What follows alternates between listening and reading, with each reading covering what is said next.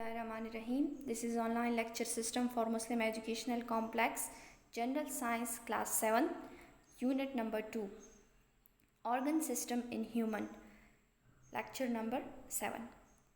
आज का टॉपिक जो हमारे पास है वो हमारे पास है the human respiratory system. Do you know what the respiratory system? कभी आप लोगों ने पहले नाम सुना है रिस्पायरेटरी सिस्टम का? रिस्पायरेटरी सिस्टम का अगर आप लोगों ने नाम भी नहीं सुना तो आज हम पढ़ते हैं the human respiratory system. Respiratory system is a biological system consisting of specific organs and structures used for the process of respiration in an organism. जो सिस्टम है रिस्पायरेटरी सिस्टम उसमें बहुत सारे ऑर्गन्स आते हैं जो कि रिस्पायरेशन में हेल्प करते हैं. The respiratory system is involved in the intake and exchange of oxygen and carbon dioxide between an organism and the environment. और ये respiration का जो process है उसमें क्या होता है, हम हवा से ऑक्सीजन अंदर लेते हैं और कार्बन डाइऑक्साइड को बाहर निकालते हैं. In air breathing vertebrates like human being, respiration take place in the respiratory organs called lungs. तो जो human being है हमारे पास, तो ये जो respiration है यानी कि ऑक्सीजन को अंदर लेके जाना और कार्बन डाइऑक्साइड को बाहर लेके जाना, ये lungs में होता है. The passage of air into the lungs to supply the body with the oxygen is known as inhalation. और जब आप सांस अंदर लेके जाते हैं, ऑक्सीजन को lungs के अंदर लेके जाते हैं, इसको बोलते हैं inhalation. And the passage of air out of the lungs to expel carbon dioxide is known as exhalation. और जब आप सांस बाहर निकालते हैं जिसमें कार्बन डाइऑक्साइड बॉडी से बाहर आती है, इस प्रोसेस को बोलते हैं exhalation. This process is collectively called breathing or ventilation. और ये जो inhalation और exhalation है, सांस अंदर लेके जाना, सांस बाहर लेके जाना, इसको breathing बोलते हैं. In humans and other mammals, the anatomical feature of the respiratory system includes, जो हमारे पास let's say human है उसमें कौन कौन से organ जो है वो respiratory system में शामिल है. आपके पास है trachea, bronchi, bronchioles, lungs, diaphragm. एक एक करके फिर हम डिटेल में इसको पढ़ेंगे. Molecule of oxygen and carbon dioxide are passively exchange by diffusion between the gaseous external environment and the blood.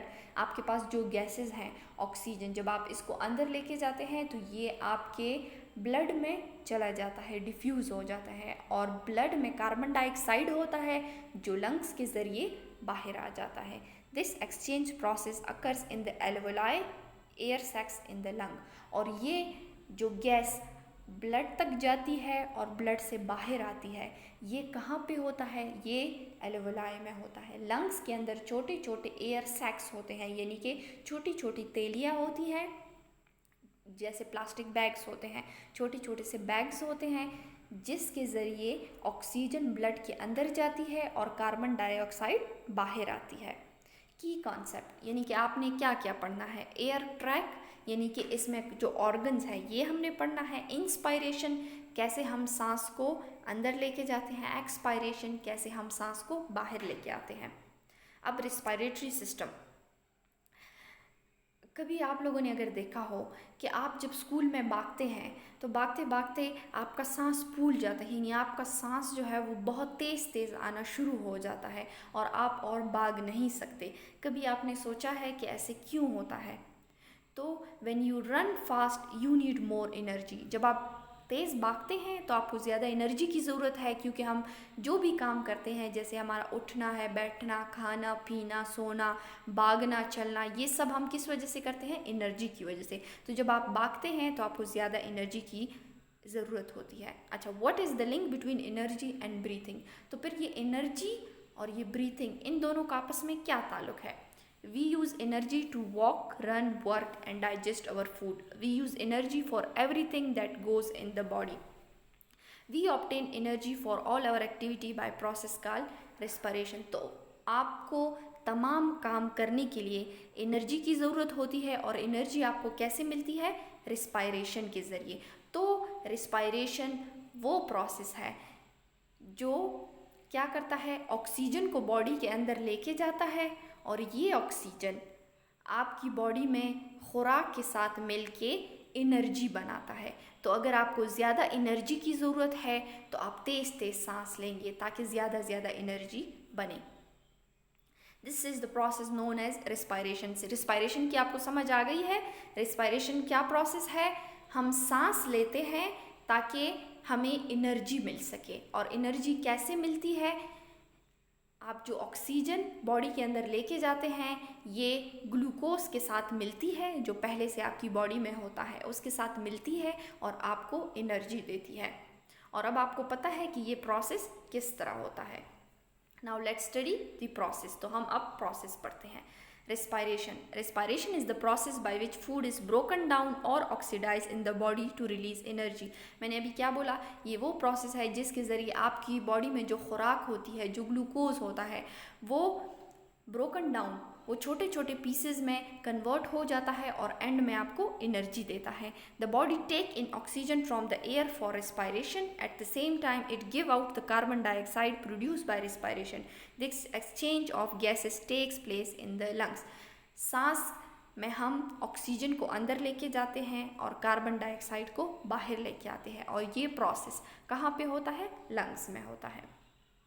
Respiratory system consist of, तो अब इसमें कौन कौन से ऑर्गन्स आते हैं? सबसे पहले आपके हैं नोस्ट्रिल्स।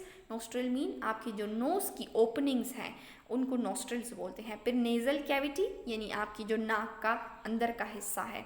उसके बाद आपका फेरिंग्स आता है, यानी कि नाक के अंदर का हिस्सा। जब हम नीचे की तरफ आते हैं तो हमारे पास फेरिंग्स होता है। उसके बाद एक लंबी सी पाइप होती है जिसको हम ट्रैकिया बोलते हैं। ट्रैकिया के बाद आता है ब्रोंकाई, यानी ट्रैकिया जो है वो डिवाइड हो जाता है दो हिस्सों में, उसको बोलते हैं ब्रोंकाई। ब्रोंकाई फिर बहुत सारे छोटे छोटे हिस्सों में डिवाइड हो जाता है जिनको बोलते हैं ब्रोंक्यूल्स। और ब्रोंक्यूल्स के एंड में, आखिर में हमारे पास छोटी छोटी तैलियाँ होती हैं जिनको बोलते हैं एल्वेओलाई। तो आपके पास कौन कौन से ऑर्गन्स हैं? पहले नोस्ट्रिल्स हैं, फिर नेज़ल कैविटी है, फेरिंग्स है, फिर ट्रैकिया है, ब्रोंकाई है, ब्रोंक्यूल्स है और एल्वेओलाई है। Parts of the respiratory system diagram में देखिए तो आपको समझ आ जाएगी। सबसे पहले आपके पास जो नाक का हिस्सा है इसको नेज़ल कैविटी कहते हैं। नाक से जब हम नीचे की तरफ आते हैं तो आपके पास देखिए फेरिंग्स और लैरिंग्स है। फेरिंग्स हमने पहले भी पढ़ा था, जो नाक और मुंह के नीचे का हिस्सा होता है उनको फेरिंग्स बोलते हैं। उससे नीचे होता है लैरिंग्स। लैरिंग्स को साउंड बॉक्स भी बोलते हैं, वो जगह जहाँ से इंसान की आवाज़ निकलती है उसको लैरिंग्स बोलते हैं। लैरिंग्स के नीचे देखें आपको जो पर्पल कलर का पाइप नज़र आ रहा है, इस पाइप को बोलते हैं ट्रैकिया। आगे जाके देखें तो ये पाइप दो हिस्सों में डिवाइड हो गया है, एक लंग में जाता है, दूसरा दूसरे लंग में। तो ये जो रेड कलर के हैं ये लंग्स हैं और इनमें हमारे पास क्या गया है? ब्रोंकाई।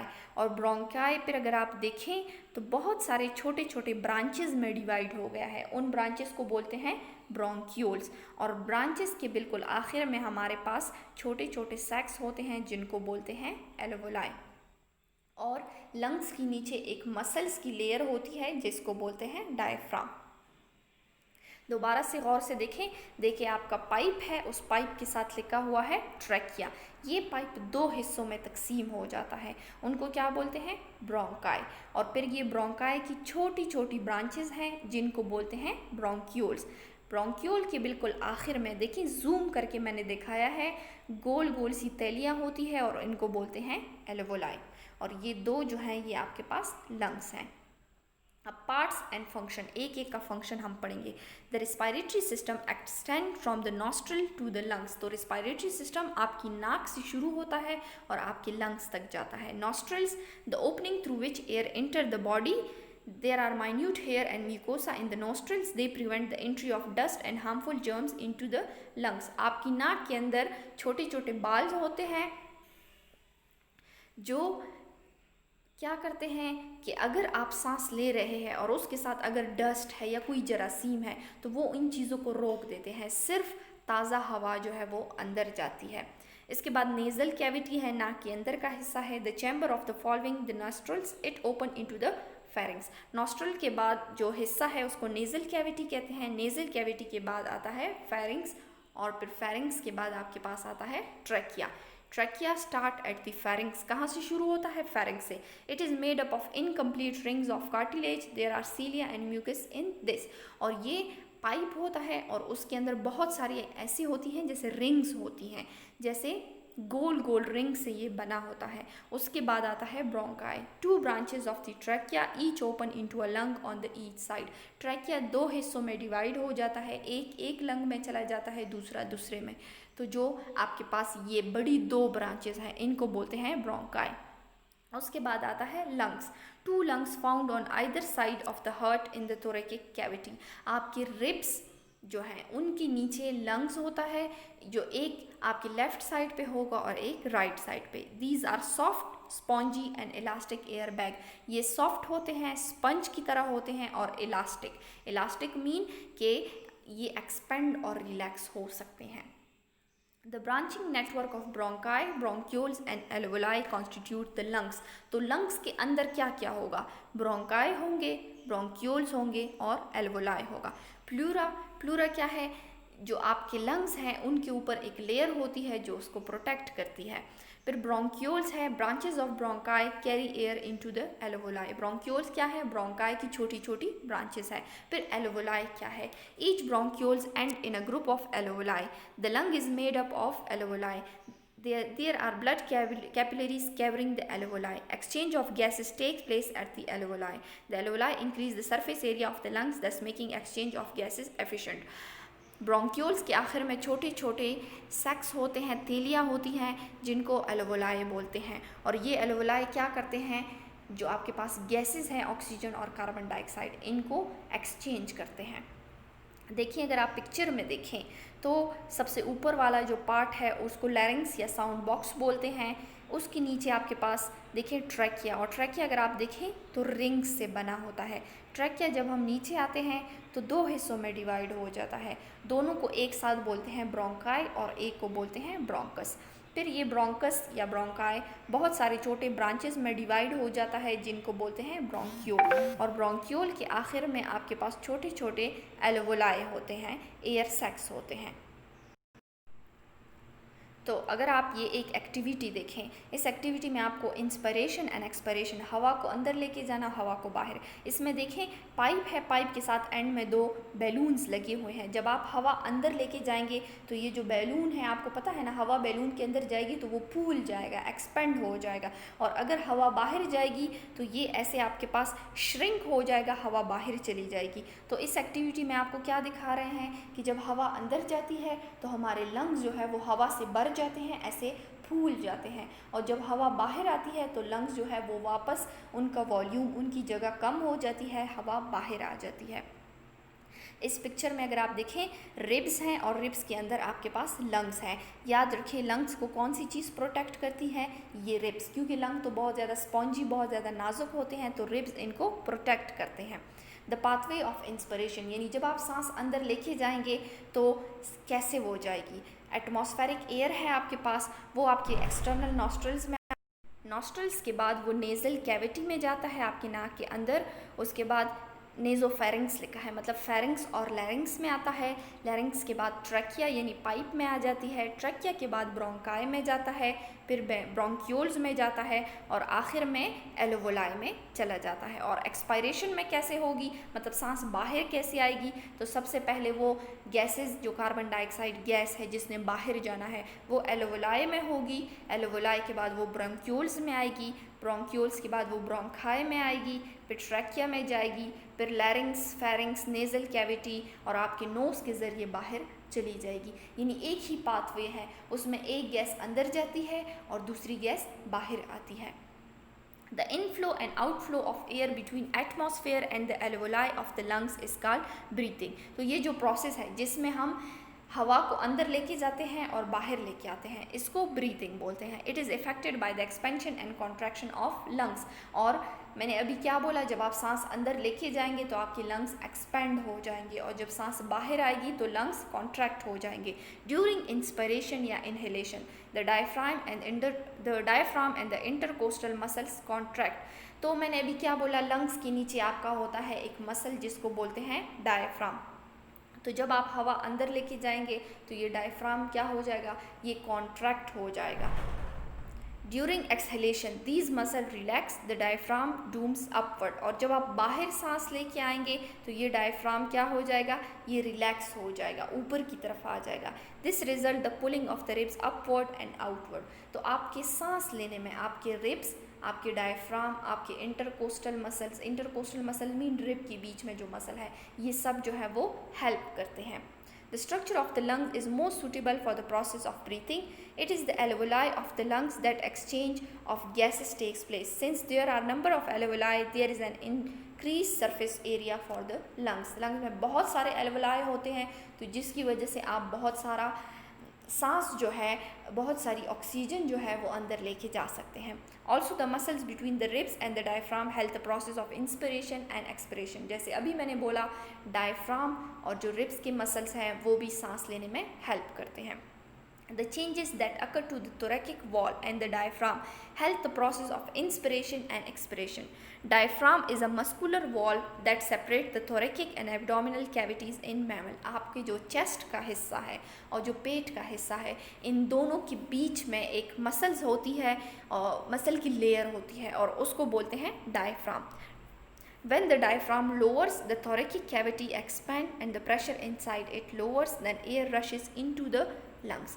जब डायफ्राम नीचे की तरफ जाता है, नीचे की तरफ, तो आपकी जो चेस्ट कैविटी है उसमें बहुत सारी जगह खाली हो जाती है, तो हवा अंदर जाती है। और जब हमने हवा को बाहर निकालना हो तो डायफ्राम क्या होगा, डायफ्राम ऊपर आएगा। जब ये ऊपर आएगा तो चेस्ट कैविटी में जगह जो है वो तंग हो जाती है, तो हवा बाहर आ जाती है। तो आपको ये दूसरे स्लाइड में यही बात लिखी गई है कि जब आपका डायफ्राम नीचे जाएगा, चेस्ट में बहुत सारी जगह बनेगी, गैस अंदर जाएगी। जब डायफ्राम ऊपर आएगा, चेस्ट में जगह कम हो जाएगी, सांस बाहर आएगी। अच्छा, अब कौन कौन सी चीज़ें अंदर जाती है और कौन सी चीज़ बाहर आती है, ये हम इस टेबल में देखते हैं। देखिए, ऑक्सीजन जब आप इसको अंदर लेके जाएंगे तो 21% होगा। जब आप इसको बाहर लेके आएंगे तो ये 14%, यानी कि बीच में जो ऑक्सीजन है वो एब्जॉर्ब हो गई है। कार्बन डाइऑक्साइड जब आप अंदर लेके जाएंगे तो 0.03% होगा, लेकिन जब आप बाहर लेके जाएंगे तो 4 या 5% होगा, यानी कि क्योंकि कार्बन डाइऑक्साइड बॉडी से हम बाहर लेके आ रहे हैं। वाटर वेपर्स हैं तो 0.03% अंदर जाएंगे, लेकिन जब बाहर आएंगे तो 2.0। जब आप सांस बाहर लेके आते हैं तो उसमें नमी होती है, उसमें वाटर वेपर्स होते हैं। नाइट्रोजन है तो 78.9 या 79% अंदर जाता है और 79% बाहर आता है। क्यों? क्योंकि नाइट्रोजन को हम एब्जॉर्ब नहीं करते, ऑक्सीजन को एब्जॉर्ब करते हैं तो वो बॉडी के अंदर ज़्यादा जाएगी, बाहर कम आएगी। कार्बन डाइऑक्साइड को हम निकालते हैं तो अंदर थोड़ी थोड़ी जाएगी, लेकिन अंदर से बहुत ज़्यादा बाहर आएगी। अब आपके पास क्या है, further explanation. Amount of oxygen in the expired air is less than the inspired air. It is because some oxygen in the inspired air is absorbed in the blood. तो देखें, जब आप ऑक्सीजन अंदर लेके जा रहे थे तो 21% था, और जब आप बाहर लेके आए तो वो सिर्फ 14%। क्यों? क्योंकि हमने एब्जॉर्ब की। इसी तरह कार्बन डाइऑक्साइड का एक्सप्लेन कर रहे हैं, क्योंकि कार्बन डाइऑक्साइड आपकी बॉडी के अंदर बन रहा है, तो जब वो बाहर आएगा तो वो ज़्यादा होगा। पानी का बता रहे हैं, तो जब आपके बॉडी में ये एनर्जी बनेगी, ये खुराक से एनर्जी बनती है, तो इसमें वाटर वेपर्स भी बनते हैं जो बाहर आएंगे। फिर नाइट्रोजन, क्योंकि नाइट्रोजन को ना हम एब्जॉर्ब करते हैं और ना ही बॉडी के अंदर बनता है, तो जितनी अंदर आएगी उतनी ही बाहर जाएगी। अब इस पिक्चर को देखें, इसमें देखें आपके पास ये जो छोटे छोटे स्ट्रक्चर है बॉल्स की तरह, इनको बोलते हैं एल्वेओलाई। अब एल्वेओलाई से ऑक्सीजन अंदर कैसे जाती है और बाहर कैसे आती है, इसको देखें। ये रेड कलर में आपको ऑक्सीजन दिखाई दे रहे हैं। जब हम अंदर हवा लेके जाएंगे तो एल्वेओलाई के साथ ये एक कैपिलरी होती है, ब्लड की, खून की कैपिलरी होती है। देखें, ऑक्सीजन खून में शामिल हो गया है, और खून के अंदर देखें ये ब्लू कलर के आपके पास कार्बन डाइऑक्साइड है। ये खून से बाहर जाएंगे, कहाँ आएंगे? एल्वेओलाई में, और एल्वेओलाई से फिर ये बाहर की तरफ। तो आपको समझ आ गई है, एल्वेओलाई के साथ एक रग होती है खून की, ऑक्सीजन रग के अंदर जाता है और कार्बन डाइऑक्साइड उससे बाहर आता है। अब कंपेयर करते हैं हम रिस्पायरेशन और बर्निंग को। क्योंकि बर्निंग, जब आप चीज़ों को जलाते हैं तो उससे भी एनर्जी बनती है, और जब आप रिस्पायरेशन सांस लेते हैं उससे भी एनर्जी बनती है। तो दोनों में सिमिलैरिटी क्या है और डिफरेंसेस। सिमिलैरिटी क्या है, both releases energy from fuel, यानी कि एक फ्यूल, एक खुराक होती है जिससे दोनों एनर्जी बनाते हैं। Both use oxygen and release carbon dioxide. जब आप सांस भी लेते हैं तो ऑक्सीजन अंदर जाती है, जब आप आग भी जलाते हैं ऑक्सीजन उसको चाहिए, और कार्बन डाइऑक्साइड, सांस लेने में भी कार्बन डाइऑक्साइड बाहर आती है, जब आप चीज़ को जलाते हैं तो कार्बन डाइऑक्साइड बाहर आती है। तो दोनों में फ़र्क क्या है। Respiration releases energy more slowly than burning. जब आप चीज़ों को जलाते हैं तो बहुत जल्दी जल्दी आपको एनर्जी मिलती है, और जब आप सांस लेते हैं तो उससे स्लो स्लो आपको एनर्जी मिलती है। दूसरा फ़र्क क्या है, the rate of respiration can be control. आप ये जो सांस ले रहे हैं तेज़ तेज़ लेते हैं कि आहिस्ता आहिस्ता लेते हैं, इसको आप कंट्रोल कर सकते हैं, लेकिन जब आप आग जलाते हैं तो आप उसको कंट्रोल नहीं कर सकते, वो फिर जलती रहती है। Respiration produce only heat. जब आप सांस लेते हैं तो आपकी बॉडी जो है उसको सिर्फ हीट मिलती है। Burning produce light as well as heat. और जब आप चीज़ों को जलाते हैं तो आपको पता है आपको रोशनी भी मिलती है और आपको हीट भी मिलती है। अब अगर हम एक्सरसाइज के क्वेश्चंस की तरफ आएँ तो क्वेश्चन नंबर 1 है डिफाइन रिस्पायरेशन। रिस्पायरेशन की आपने डेफिनेशन पढ़ी हुई, आंसर फिर है respiration is the process by which food is broken down in the body to release energy. खुराक की तोड़ फोड़ होती है और एनर्जी रिलीज होती है। इसका सेकंड पार्ट था ड्रॉ द लेबल डायग्राम। तो आपके बुक में जो डायग्राम है आपने वो अपनी नोटबुक पे बनाना है। What gas is needed for respiration. कौन सी गैस रिस्पायरेशन में अंदर जाती है, आपको ऑलरेडी आंसर पता है, oxygen is needed for respiration. Question number 3 है what gas is produce by respiration. कौन सी गैस बाहर जाती है। Carbon dioxide is produce by respiration. Carbon dioxide produce होती है। Question number 4 where does gaseous exchange take place in the lungs. यानी कि ये जो ऑक्सीजन और कार्बन डाइऑक्साइड है ये कहाँ पे एक्सचेंज होते हैं। Gaseous exchange takes place in the alveoli. आपने अभी पढ़ा गैसियस एक्सचेंज कहाँ पे होती है, एल्वोलाई में होती है। Which structure protect the lungs. Lungs की हिफाजत कौन करता है, the rib protect the lungs. Rib जो है वो लंग्स की हिफाजत करते हैं। अगला क्वेश्चन आपके पास है differentiate between breathing and burning. Burning और ब्रीथिंग में क्या क्या फ़र्क है। अभी मैंने आपको बोला ब्रीथिंग में एनर्जी स्लो रिलीज होती है और बर्निंग में एनर्जी फास्ट रिलीज होती है। दूसरा, rate of breathing can be control. Breathing को आप कंट्रोल कर सकते हैं, जो आपके पास बर्निंग है उसको आप कंट्रोल नहीं कर सकते। तीसरा आपके पास है breathing produce only heat. Breathing में सिर्फ हीट प्रोड्यूस होती है। Burning produce light as well as heat. इसमें लाइट भी प्रोड्यूस होती है और हीट भी। अब आपको समझ आ गई होगी कि रेस्पिरेटरी सिस्टम किसको बोलते हैं और आप सांस किस तरह लेते हैं। So this is the end of the lecture. All the best.